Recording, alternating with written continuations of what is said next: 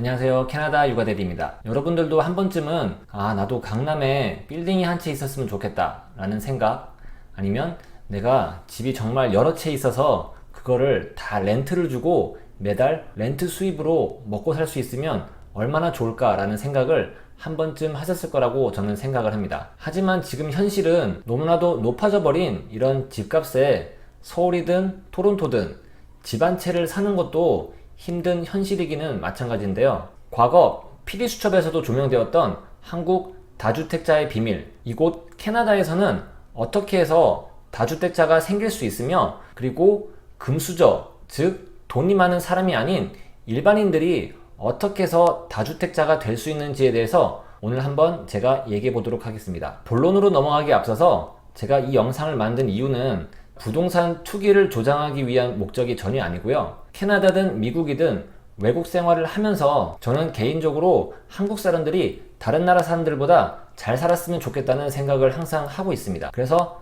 한국인들이 더 많은 부동산, 자산을 보유를 해서 다른 나라 사람들에게 렌트를 주고 한국 사람들이 외국에서 더 잘 살 수 있는 그런 민족이 됐으면 좋겠다는 마음에서 이번 영상을 만들게 되었습니다. 집을 한 채를 사는 것도 지금 이곳 토론토에는 상당히 힘든 게 현실인데, 수십 채 혹은 수백 채를 사는 사람들은 과연 얼마나 돈이 많길래 그런 집을 살 수 있었을까요? 그 사람들은 정말로 부모를 잘 만나서 혹은 돈이 정말 차고 넘쳐서 그렇게 많은 집을 소유를 할 수 있었을까요? 사실을 알고 보면 딱히 그런 것도 아닙니다. 제가 이번 영상에서는 일반인들 역시 마음만 먹고 방법만 충분히 알면 지금 영상을 보고 계신 여러분들도 충분히 할 수 있을 거라는 저는 확신을 가지고 있습니다. 그러면 아마 여러분께서 이런 질문이 대번에 떠오르실 것 같은데요. 아니, 내가 지금 모기지 내는 것도 빠듯하고 매달 한 달에 100불, 500불 모으는 것도 빠듯한데 어떻게 해서 두 번째 살 집의 다운 페이먼트를 모을 수가 있겠어요? 그리고 설령 다운 페이먼트를 내가 모았다고 치더라도 내 모기지가 지금 첫 번째 집을 사는데 다 써버렸는데 더 이상 룸이 없어서 두 번째 집을 저는 살 수가 없을 것 같아요. 저희 부부는 겨우겨우 8만불, 9만불 정도 버는데 지금 그 정도 연봉으로는 지금 집에 내는 모기지로도 벅차서 감당이 안 될 것 같아요. 이제 이렇게 대부분 생각하실 거라고 저는 예상을 합니다. 하지만 다주택자들, 즉 집을 여러 채 불려나가시는 분들의 그런 성향을 보게 되면 이러한 두 가지 문제를 아주 슬기롭게 해결해 나가는 것을 볼 수가 있는데요. 말씀드렸겠지만 금수저만 할 수 있는 게 아닌 일반인, 이 영상을 보고 계신 여러분들도 충분히 할 수가 있는데요. 매달 그렇게 힘들게 돈을 모으지 못해도 두 번째, 세 번째 집을 살 수 있는 방법에 대해서 지금부터 알려드리겠습니다. 이제 소위 말해 부동산 꾼들이라 그러죠. 그런 부동산 꾼들 사이에서는 집을 치킨에 비유를 합니다. 집은 치킨이고, 그리고 시간이 지남에 따라서 집값이 오르고, 그리고 모기지를 갚아나가면서 점점 자산이 쌓여나가겠죠. 그렇게 쌓여나가는 자산을 계란에 비유를 합니다. 바로 이 계란을 이용해서 두 번째 집을 산다고 이해하시면 편할 것 같습니다. 제가 조금 더 이해를 하기 쉽게 설명을 해드리겠습니다. 2015년에 약 3억에 집을 샀다고 제가 한번 가정을 해볼게요.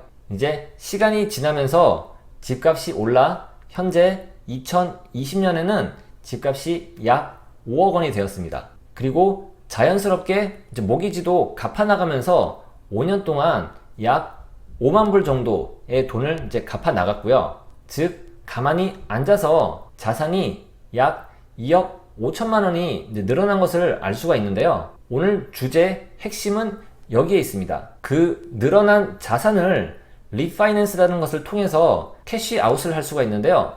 캐시아웃, 말 그대로 집 자산에 쌓인 금액을 내가 집에 두지 않고 캐시로 빼서 내 호주머니에 넣을 수 있는 그런 금융제도를 말합니다. 앞전에도 제가 말씀드렸겠지만 여러분들이 아무리 아끼고 알뜰하게 사셔도 1년에 약 1만 불을 모으기가 정말 결코 쉬운 게 아닌데요. 그렇게 아끼고 아껴서 겨우 1년에 1만 불을 모을 수 있는데, 여러분들이 재투자를 하거나 콘도를 분양받으시려고 한다면 그 아껴서 모은 돈을 최소 10년 정도는 모아야지 약 1억이라는 투자금이 생깁니다. 하지만 여기서 더 큰 문제는 여러분들이 10년 후에 1억을 모았다고 하더라도 그 10년 후에 집값은 지금보다 훨씬 뛰어넘게 돼 있으므로 여러분들이 지금 현재 모은 돈은 절대로 집값을 따라잡을 수가 없음을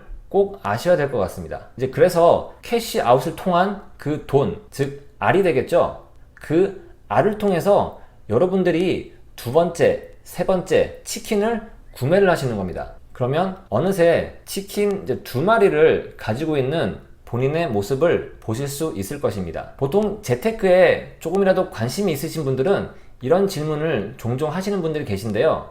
아니, 내가 집이 한 채가 있는데 그리고 집값이 이렇게 올라봤자 나에게 무슨 소용이 있을까요? 내 집값도 오르고 친구 집값도 오르고 저쪽 동네 집값도 오르고 모든 집값이 다 오르는데 이제 그렇게들 말씀을 하시는데 다른 집들이 다 올라도 그런 거는 신경 쓰지 마시고 본인의 집값이 오르고 그 오른 금액, 즉 R을 통해서 레버리지를 통한 새로운 치킨을 구매를 할 수 있음을 기억하신다면 여러분들도 한 마리 치킨이 아니라 2마리, 3마리, 더 나아가서는 10마리 치킨까지 굴려나갈 수 있으심을 꼭 기억하셨으면 좋겠습니다. 그 새로운 치킨은 분양 콘도가 될 수도 있겠고요.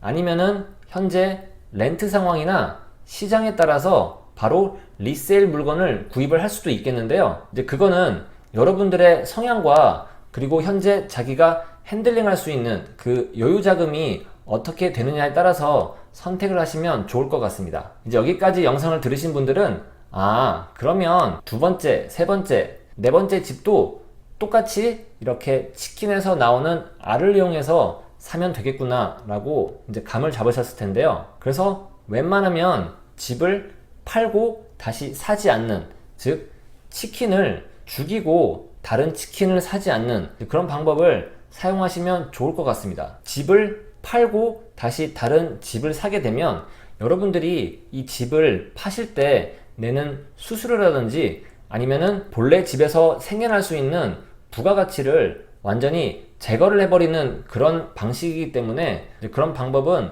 그렇게 추천하는 방법이 아니고요. 치킨은 치킨대로 그대로 두고 두 번째, 세 번째 치킨을 불려 나가시다 보면 나중에 다섯 번째 치킨을 사셨을 때 첫 번째, 두 번째 치킨이 다시 더 성장을 해서 더 큰 알들을 여러분들에게 주실 수 있다는 것을 잘 아시면 점점 빠른 속도로 여러분들의 재산이 늘어나는 것을 보실 수 있을 거라고 저는 생각을 합니다. 많은 분들이 부동산 업자와 그리고 모기지하는 사람을 그렇게 좋은 시선으로 보고 있지 않은 게 사실인데요. 이제 그분들은 나에게서 수수료를 가져가는 사람, 그리고 나한테서 돈만 가져가는 사람, 이렇게 생각하기 쉬운데 그렇게 생각하지 마시고 그분들은 그분들의 몫을 가져간다고 생각을 하시고 여러분들은 여러분들의 몫만 잘 챙기시면 그분들은 여러분들을 통해 돈을 벌 수 있어서 좋고 여러분들 역시 그런 부동산 업자나 모기지 하는 사람들을 통해서 돈을 벌 수 있기 때문에 여러분들도 그분들을 오히려 잘 이용을 하신다면 조금 더 성공한 그리고 자산 증식을 빨리 할 수 있는 그런 길로 갈 수 있지 않을까 라고 저는 개인적으로 생각하고 있습니다. 네, 이번 영상은 여기까지고요. 제 영상이 마음에 드셨다면 구독과 좋아요 눌러주시면 정말 감사하겠습니다. 다음 시간에 또 뵙겠습니다. 감사합니다.